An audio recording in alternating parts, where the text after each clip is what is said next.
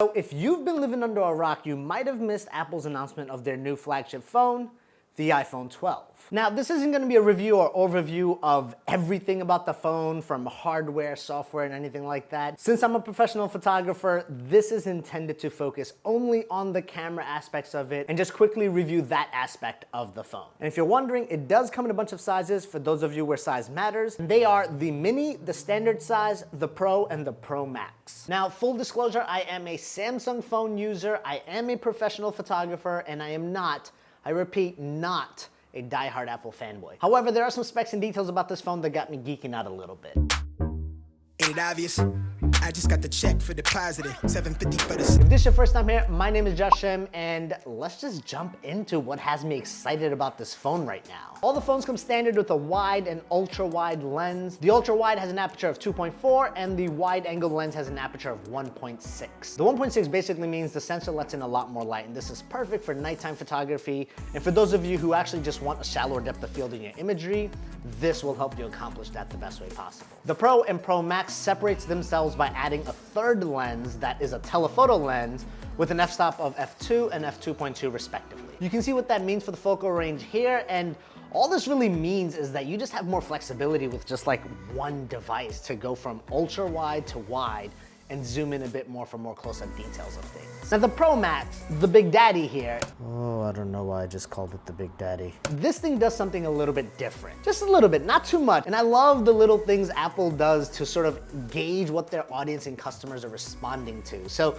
the Pro Max allows you to pretty much let in as much light as possible since the sensor is 47% bigger. Larger sensor means more light means better photos and better videos. Now, this is what's so crazy to think about. Apple has found a way to install image stabilization inside a phone. Apple calls it the sensor shift technology. What this basically means is the sensor will do the grunt work to make sure your random footage in your hand or just vibrations or shakes in a car are not noticeable. Now that's a big deal. In a phone, to have stabilization is ridiculous. Before I was rambling, the actual formal line that I have written down is, this basically means the sensor will do some of the grunt work and help you eliminate handshakes or vibrations for a sturdier and cleaner image or video. All right, done with formalities. Now this is where it gets really juicy. Apple is out here looking out for us professionals. The Pro Series also shoots Apple's Pro RAW. Apple is basically using their own software like Deep Fusion and computational photography to give us the ability to shoot RAW. And for those of you who don't give two shits about shooting RAW because all you want is something to just take a good photo and move on, I'll explain what RAW means. RAW basically gives you a lot more flexibility and control when you're editing little things in your footage, like color toning, exposure, white balance, and basically it just gives you more control over tweaking the little details. Take for example this image right here. Because it was shot in RAW, there's more dynamic detail from highlights to shadows, and you also have full control over changing color tones, white balances, exposures, and other little color details. To add to that, they've included 10-bit recording, which allows 700 million colors. I didn't even know that many colors existed. 700 million. Who? Black and white, red, blue, yellow. What?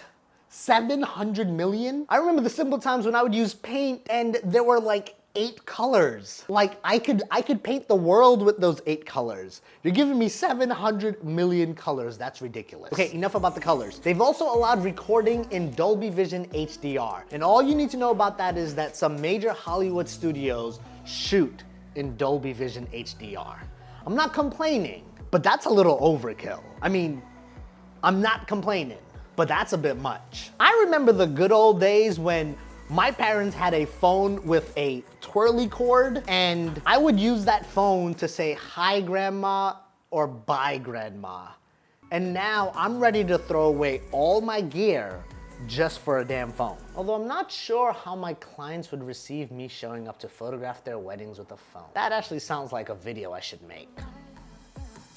Now, before we jump into my thoughts really quickly, if you're enjoying this video so far, do me a solid, just hit that like button. I'd really appreciate it. And if you enjoyed this kind of tech talk, make sure you hit that subscribe button also. Turn the notifications on, that's those squiggly lines so you don't miss any future videos. And I do love to turn this into a discussion, so I'm genuinely curious to know from you guys. If you're planning on getting the iPhone, let me know which one down in the comment section below. And if you're not planning on getting the iPhone, let me know why. Me personally, I am digging the Pro Max, but to shell out $1,000 for a phone, all I can think about is how much Popeye's fried chicken that is. Although the less hungry part of me is actually saying I should think about the stocks. Nah, Popeyes.